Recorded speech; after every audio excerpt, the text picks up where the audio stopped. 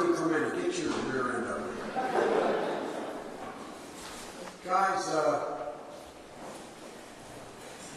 Tony, thank you for the kind words, and Chris and John Carney and our Deputy Secretary of Transportation, and Sarah Feinberg is a great friend and done a hell of a job for us, and Andrew Wright. And I want to point out my personal thanks to Joe.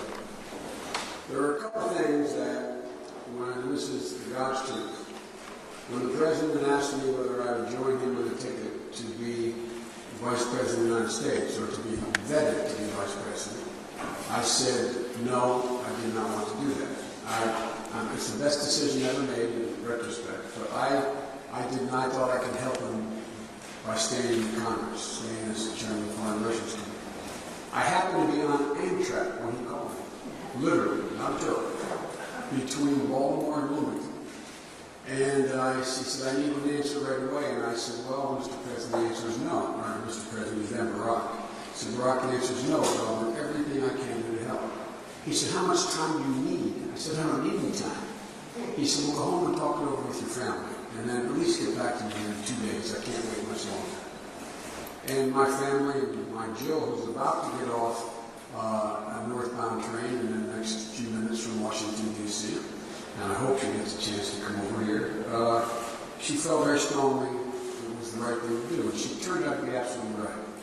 Then we sat down and we had a discussion about what was it that I wanted to do as Vice President in terms of the relationship. Did I want a portfolio like some great Vice Presidents like Al Gore, like others? Did I want, what did I say? I only wanted 3 things. And number one, I wanted to guarantee that I'd be the last man in the room on every single decision, every important decision. He's kept that commitment. His decisions, but if I were doing this as long as I was doing it, I wanted at least an opportunity for me to be the last guy in the room. And not have to make, if I disagreed with him, the argument in front of the Security Council or anyone else. I could do it privately. He's kept that.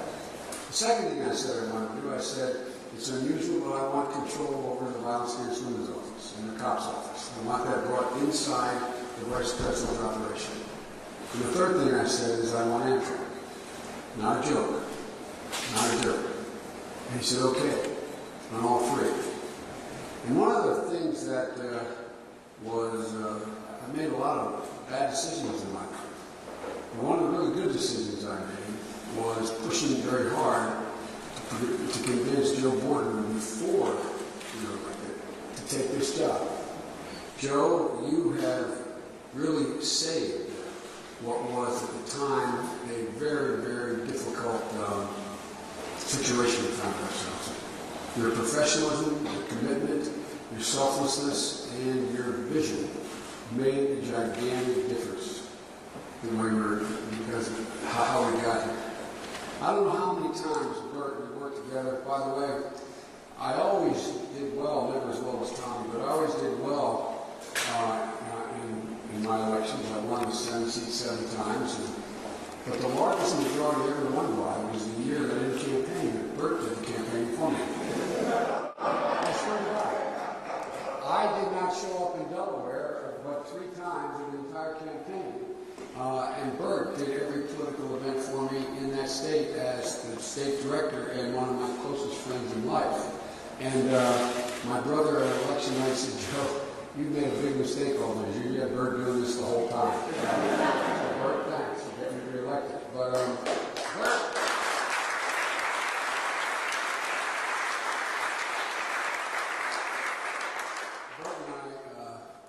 and I spent an inordinate amount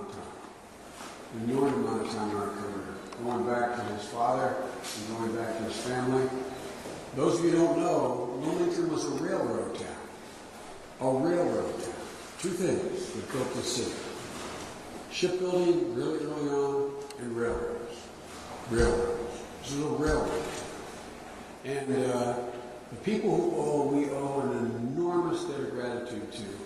And I realize it's taking more time than it should, but it's important. Are the guys and women at the shops. The guys and women at the shops.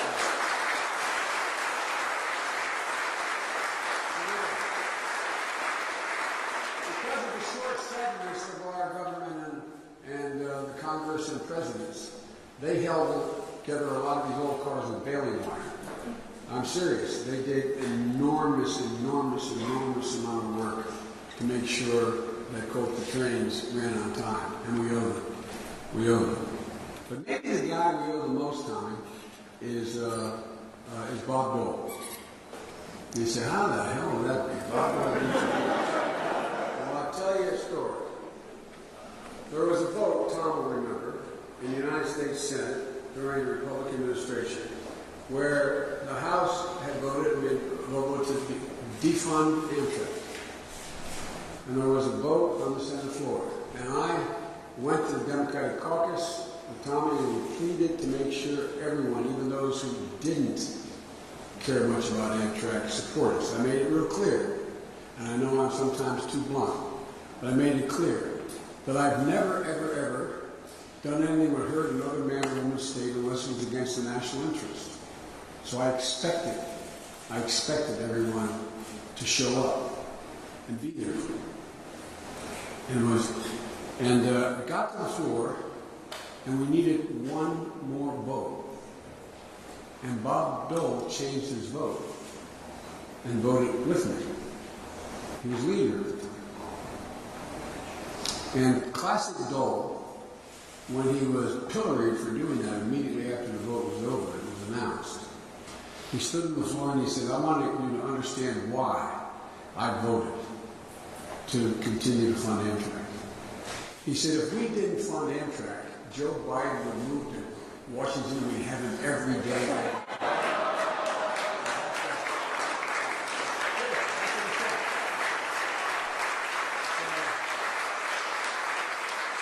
Bob, he really is my friend. I keep in touch with him. Bob, if you ever hear this, thank you, man. Thank you.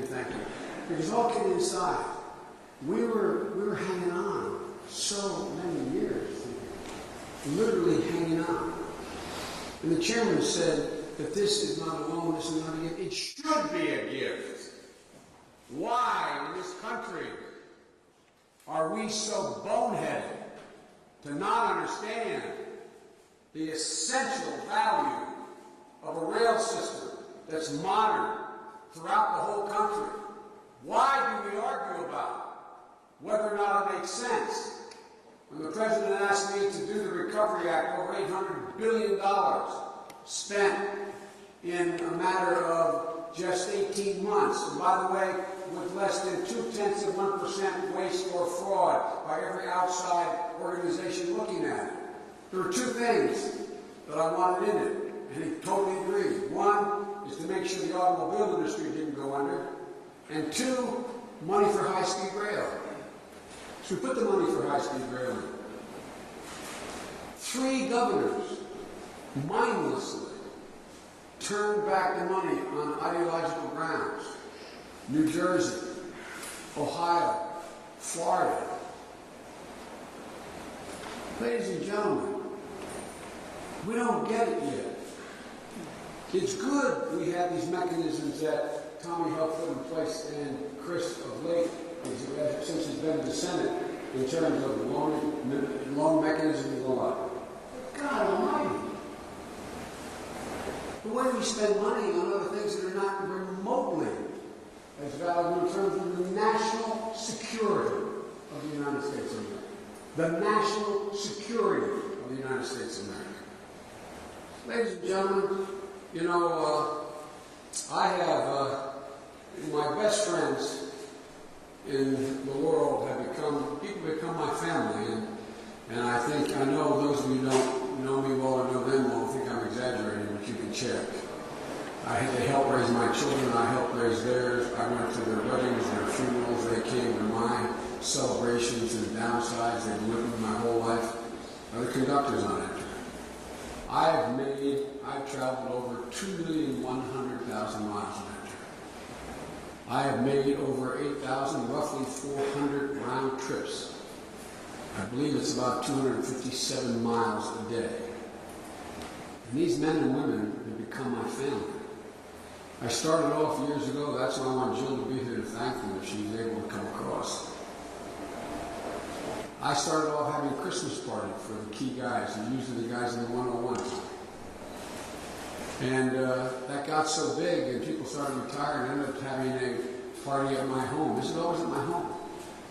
Because they're my friends. They're my friends. They're with me. They're the guys and women on the phone when things went bad. Even though I hadn't been on the road every day, they were the guys that showed up at Bo's funeral. They were the people who've been with me my whole career. The station master wears a button without my having known it, and has been wearing it for since Memorial Day last year, says Bo Biden. This is family.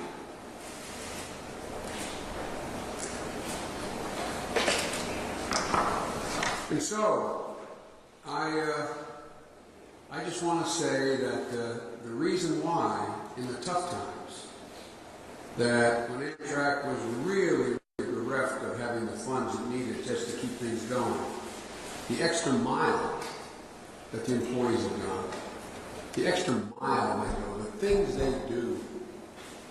And Tommy and I have seen it. Every day we watch that. You guys don't have to pick up bags and carry them out. You're not supposed to. But you do. You don't have to do the things that I've watched you many times. An older woman sitting there alone. You're coming back with coffee for her, something to drink. It matters. That's why the loyalty has remained. Because of the employees. We always say, the gold watch art, I just can't thank the employees enough. Management is fine, but the employees are better.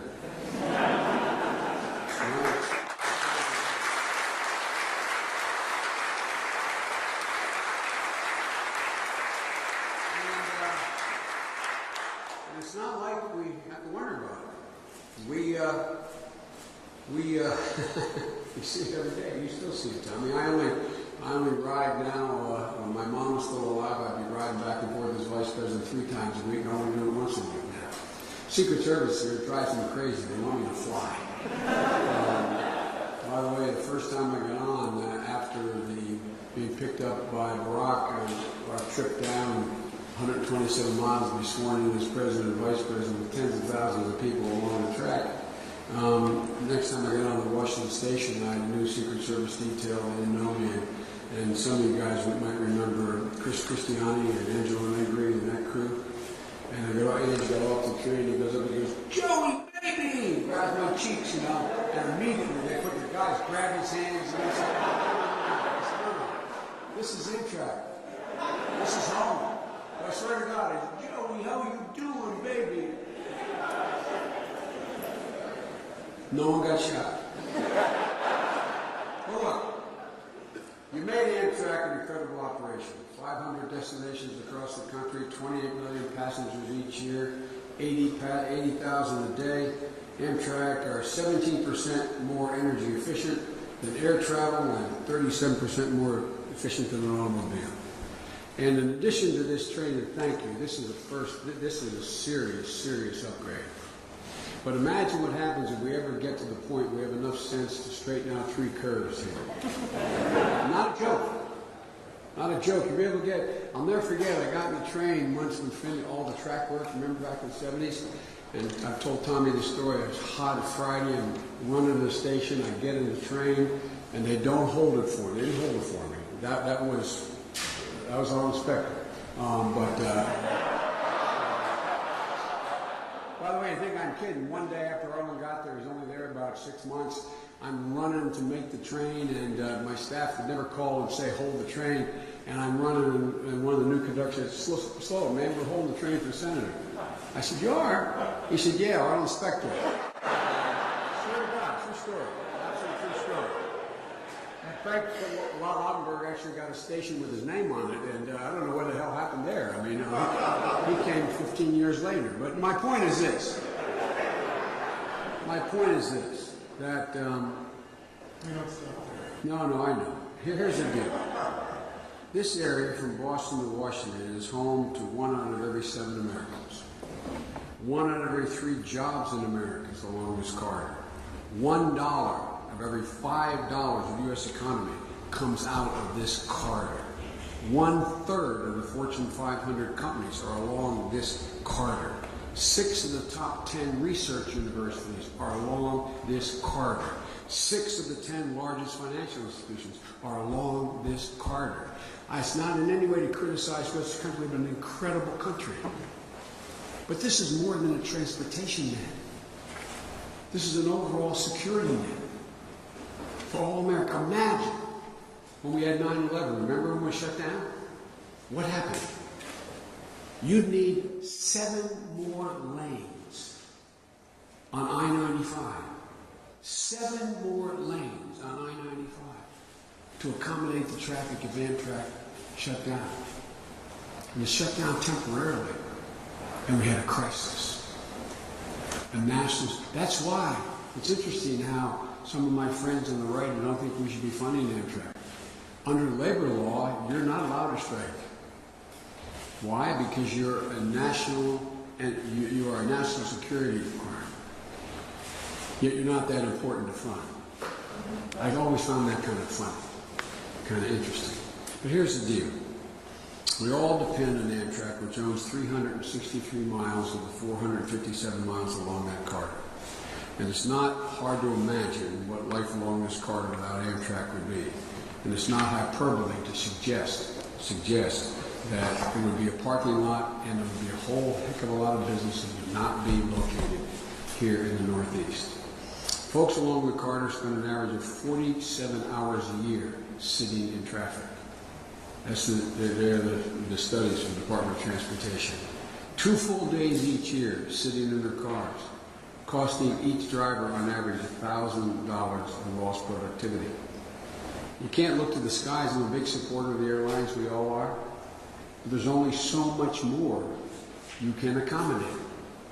Only so much more. We're expected to grow exponentially over the next 30 years in this part of the world. What are we going to do?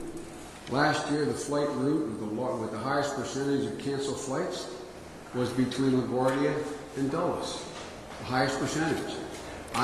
That's where Tommy and I used to convert. You know, sometimes I'd have to hold the train to make sure the people who their flights were canceled going to New York or coming back.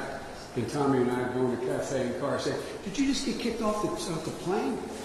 Well, it's amazing. And, you know, Amtrak is here. Yeah, it's great. I never saw it. This is pretty good. Remember, we literally lobby people. And the more expensive the suit they were wearing, the harder we lobby them. What do we need Amtrak? This is why you need Amtrak.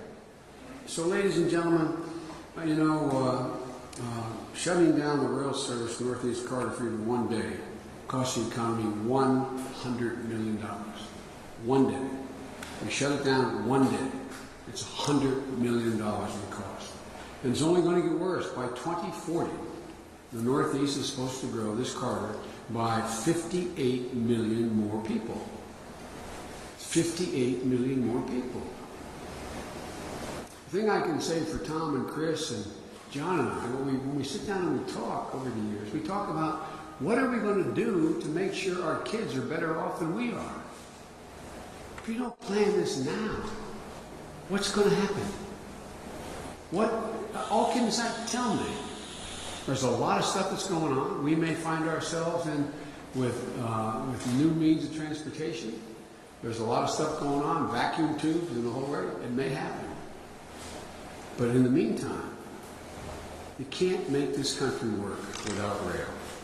That's why this $2.45 billion is so important. People in the Northeast are increasingly turning from their cars to rail, and because it's more dependable, as well as an Acela or a regional train is far more dependable than congestion on 95 or crowded tarmacs at DCA or JFK or LaGuardia. Amtrak's on time 83% of the time in the Northeast Corridor, compared to 50% of the time for airlines. And this long laid Amtrak to buy 27 new Acela trains to replace 20 trains now in service, which are ending their lifespan. They're lighter, they're faster, they hold 40% more people. You all know this. And these trains are being built in upstate New York. We're buying American. which is important to labor and to me and to Tom and everybody else. 750 new, good-paying, middle-class jobs you can raise a family on. This loan, the largest dollar amount in the history of the Department of Transportation, is also going to do all the things the chairman said, and they're really important. It's not enough just to improve the train sets. You got to improve the train stations. You got to improve the safety mechanism. You got to improve the track. You got to improve the whole array of things that are necessary to make it work. And my good friend Anthony Fox had the foresight to understand that infrastructure investment can't be limited to the times when we get convinced Congress to act. But this loan would never have happened without the hard work of our good friends in Congress, for Tom Carper and Chuck Schumer and so many other people who are here today, who have fought for a long, long, long time to make sure we got to this day. And in the end, the loan was possible thanks to Tony and Joe. Amtrak has matured into a kind of company that can get, we have a AAA credit rating. Amtrak, because of these guys, they have a AAA credit rating. And there's going to be more investment, and the Department of Transportation has a new office, the Build America Bureau. Andrew Wright is the guy in charge of bringing private investment to the ports, roads, bridges, and rail infrastructure. Everybody talks about infrastructure. You want to fundamentally change the trajectory of the economy in the United States, invest in infrastructure. Invest in our infrastructure, our ports, our rails, our airports. It matters. Some of you know that I was very straightforward when I landed in Air Force Two and made the comment that if I blindfolded you and I sat you in an airport in LaGuardia in the middle of the night and one in Beijing and took the blindfold off and asked which was the developing country, you'd say LaGuardia. And everyone got upset, except the mayor, the governor, the unions, everyone else. So they're investing billions of dollars in making sure. Can you imagine the greatest city in the world having on its escalator a sign at LaGuardia saying, escalator broken, will be fixed by January. It was a sign. This is crazy. But what we can do is start a virtuous cycle here. It won't just be in terms of rail. The average American spends $7,600 a year in transportation, more than they do on food, twice as much as they spend in out-of-pocket health care costs. 90% of Americans, 1 in every $7 of their income goes to transportation costs. And every year Americans waste 6.9 billion hours in traffic.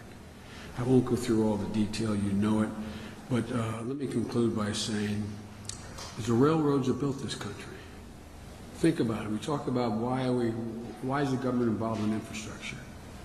Thank God there was a guy named DeWitt Clinton, who was the governor of New York, when they decided whether or not to build the Erie Canal. Imagine had they not built the Erie Canal.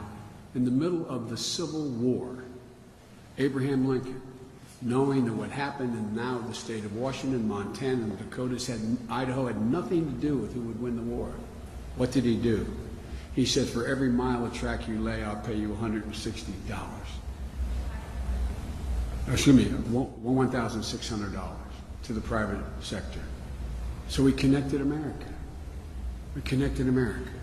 And somehow, for the past 45 years, we've had to struggle to make sure this effort continues. But the bottom line is that Tommy and I would sit in the train coming home after a late boat and looking out the window. We used to say we'd look at the homes as we passed and wonder what the conversations were going on in the kitchens of those people in ordinary middle-class homes all along the track. What they're about is, how are we going to make it? How are we going to make it? The conversations are, honey, I know we need a new set of tires. We've got to put another 10,000 miles on the set we have now. We can't afford to do it now. No, I know we're going to have to tell Mary. Maybe she's going to have to commute, not live at school. These are decisions people are making because we're not making the kind of investments that generate good paying jobs that make us the mecca of investment from around the world. So my concluding comment is this is the beginning of of what I hope is a realization of how fundamentally important, well beyond the convenience of getting back and forth in the Northeast Corridor. You know, it's A.T. Kearney does a survey every year. They ask the 300 largest industrialists in the world, where's the best place in the world to invest? The last 3 years has been going on, I think, 19 years. Don't hold me to the exact number, but close to 20 years. The last 3 years, they've said the United States of America, by a margin larger than any time in the history of the study. There's a Boston econometric model that they do a survey of every American company invested in China and ask what is their future projection for next year. Over 52%, last March's survey said they plan on, quote, coming home. Businesses are coming home. Your generation, your kids are going to hear about insourcing, not outsourcing, but only if we have the most modern infrastructure in the world. Only if we do. This is a start. This is a sort of continuum, but there's a whole lot more to do. And the bad news for you guys is that I'm out of office a little while. That's not the bad news. The bad news is I'm going to stay engaged. So you can count on me to do anything I can to help promote what is one of the most priceless gifts we have in the Northeast Corridor. As my mother would say, to try to make a point, imagine life without it. Imagine where we would be in this corridor, across the country, but in this corridor, without Amtrak. So thank you all. Everyone in this room understands everything that you've heard from everybody. You knew it ahead of time. But it's important that the press understand, too, why this is so fundamentally important, and this is a really sound investment. Thank you all, and may God bless our troops. Thank you.